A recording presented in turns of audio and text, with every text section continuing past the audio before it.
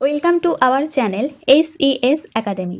তোমাদের ক্লাস 9-এর ইতিহাসের second unit টেস্টের আজকে সাজেশন নিয়ে আলোচনা করব। প্রতিটি চ্যাপ্টার অর্থাৎ তোমাদের মোট 3টি চ্যাপ্টার রয়েছে। অধ্যায় 3 থেকে পরীক্ষা হবে ঊনবিংশ শতকে ইউরোপ, রাজতান্ত্রিক ও জাতীয়তাবাদী ভাবধারায় সংঘাত। অধ্যায় 4 শিল্প বিপ্লব, উপনিবেশবাদ ও সাম্রাজ্যবাদ। ও অধ্যায় 5 20 শতকের ইউরোপ। তো এই প্রতিটি চ্যাপ্টার থেকেই 2 নাম্বার, 4 নাম্বার এবং 8 নাম্বারের গুরুত্বপূর্ণ কোশ্চেন অর্থাৎ সাজেশন নিয়ে আলোচনা করব। সেকেন্ড ইউনিট টেস্টের জন্য খুবই গুরুত্বপূর্ণ, তোমরা মন দিয়ে দেখবে আর এই কোশ্চেনগুলো এখন থেকেই তৈরি করে নাও। প্রথম কোশ্চেন রয়েছে, জাতীয়তাবাদ বলতে কি বোঝো? এই প্রশ্নটি পরীক্ষার জন্য খুবই গুরুত্বপূর্ণ। তারপর 2 নম্বরে রয়েছে, ভিয়েনা সম্মেলনে 4 প্রধান বা অর্থাৎ বিগ 4 নামে কারা পরিচিত? বিগ 4 নামে কারা পরিচিত আমরা আমাদের প্রশ্নবিচিত্রা অলরেডি শেষ করে ফেলেছি। তোমরা যদি সেখানে দেখে থাকো তাহলে এই কোশ্চেনটা কিন্তু বারবার ছিল সেখানে। অস্ট্রিয়া, রাশিয়া, প্রাশিয়া ও ইংল্যান্ড এরাই 4 প্রধান নামে পরিচিত। এরপর 3-এর দাগে দেখো, একই কোশ্চেন যদি ঘুরিয়ে এটাও দিয়ে দিতে পারে তোমাদের যে ভিয়েনা সম্মেলনে কোন কোন রাষ্ট্র প্রধান গুরুত্বপূর্ণ ভূমিকা নিয়েছিল? ওই বিগ 4 যারা ওরাই গুরুত্বপূর্ণ ভূমিকা নিয়েছিল। এরপর 4 নম্বর, ভিয়েনা সম্মেলনে কি কি নীতি গ্রহণ করা হয়েছিল?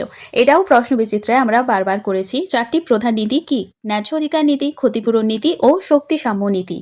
এরপর চাইলে তোমরা ভিয়েনা সম্মেলনে ন্যায্য অধিকার নীতি বলতে কি বোঝায়, ক্ষতিপূরণ নীতি বলতে কি বোঝায় এবং শক্তি সাম্য নীতি বলতে কি বোঝায় এগুলোও পড়ে রাখতে পারো। অর্থাৎ ভিয়েনা সম্মেলন সম্পর্কে একটা বড় কোশ্চেন টিকার মতো পড়ে রাখলে সেখান থেকে তোমাদের এগুলো লেখা হয়ে যাবে। মেটার্নিখ কে ছিলেন?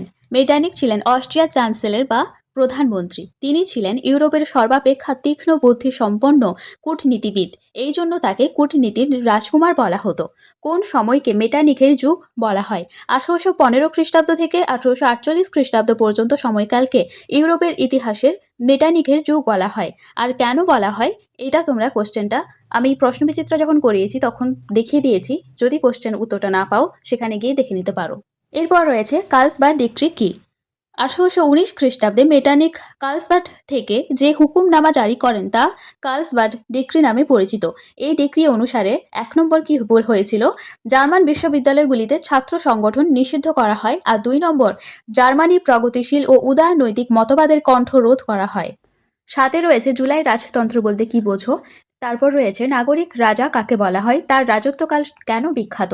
নাগরিক রাজা বলা হয় লুই ফিলিপকে, কারণ লুই ফিলিপ উত্তরাধিকার সূত্রে তিনি সিংহাসনে বসেননি।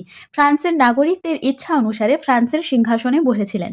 9 নম্বর, 1848 খ্রিস্টাব্দকে বিপ্লবের বছর বলা হয় কেন? ফ্রান্সকে বিপ্লব নগরী বলা হয় কেন?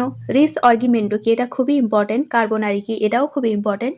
মাৎসিনি কে ছিলেন? তার রাজনৈতিক আদর্শ কী ছিল? ভিল্লা ফ্রাঙ্কার সন্ধি কবে কাদের মধ্যে স্বাক্ষরিত হয়? এটাও ইম্পর্টেন্ট। পোম বিয়ার্সের চুক্তি কবে কারা স্বাক্ষর করেছিল? জোলভের আইন কি? বিসমার্কের রক্ত ও লৌহ নীতি বলতে কি বোঝো? এটা খুবই ইম্পর্টেন্ট। কুটলুর ক্যাম্প কি? ইয়ং ইটালি কি? এটাও ইম্পর্টেন্ট। দেখো, তোমরা হয়তো দেখে ভাবছো যে এতগুলো কোশ্চেন তাহলে সাজেশন নিয়ে কি লাভ, কিন্তু তোমাদের ভালোর জন্যই এতগুলো কোশ্চেন দিয়েছি, কারণ তোমাদেরকে পড়তে হবে সবকটা কোশ্চেনই ইম্পর্টেন্ট। আর সাজেশন আমি অবশ্যই দেবো, পরীক্ষার লাস্ট মিনিট প্রস্তুতি সাজেশন, কিন্তু তার আগে এগুলো তৈরি করে রাখাটা খুবই প্রয়োজনীয়। 20 নম্বর প্রশ্ন, রিয়েল পলিটিক বলতে কি বোঝো? কোন বিখ্যাত রাজনীতিক রিয়েল পলিটিক নীতি মেনে চলতেন?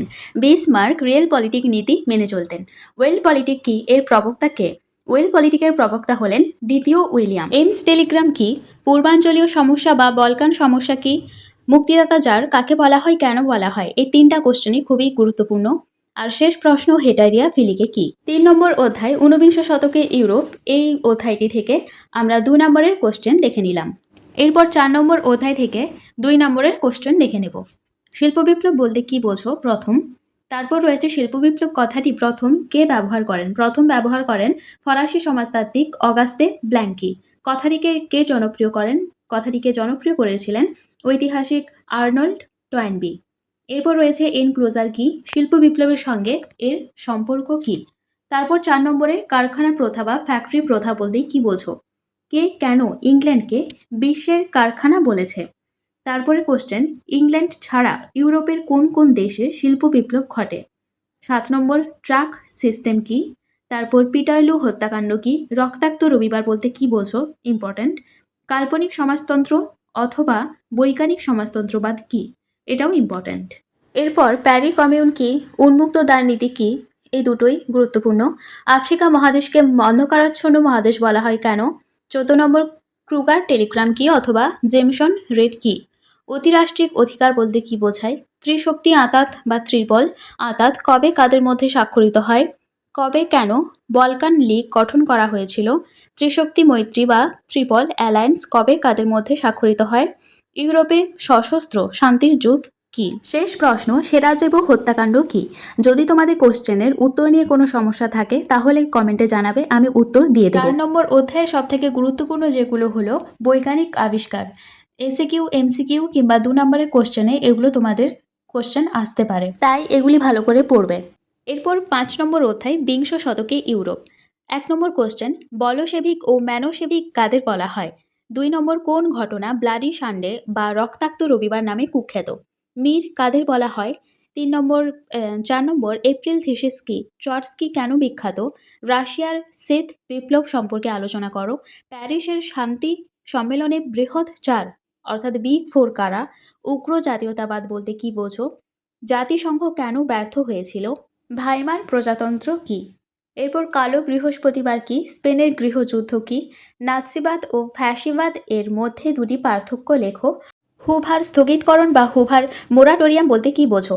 মোট 3টি অধ্যায় থেকে 50টি প্রশ্ন যদি তোমরা করতে পারো, ভালোভাবে পড়ে নিতে পারো, তাহলে আমি নিশ্চিত বলতে পারি যে তোমাদের 2 নম্বরের কোশ্চেন আর কোথাও আটকাবে না।